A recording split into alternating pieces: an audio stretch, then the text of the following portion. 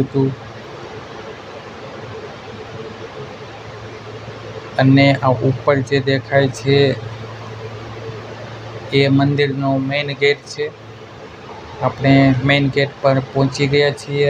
દોસ્તો હવે આપણે ફટાફટ મંદિરે પહોંચીને માતાજીના દર્શન કરી લઈએ। મંદિર હવે આવી જ ગયું છે। આ પગથિયા ચડીએ એટલે હમણાં મંદિર આવી જશે। આ જે દેખાય છે એ દુધિયા તળાવ છે।